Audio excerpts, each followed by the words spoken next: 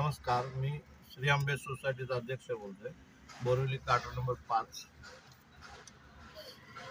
CAA आणि NRC ही पुऱ्या भारतात लागू झाली पाहिजे.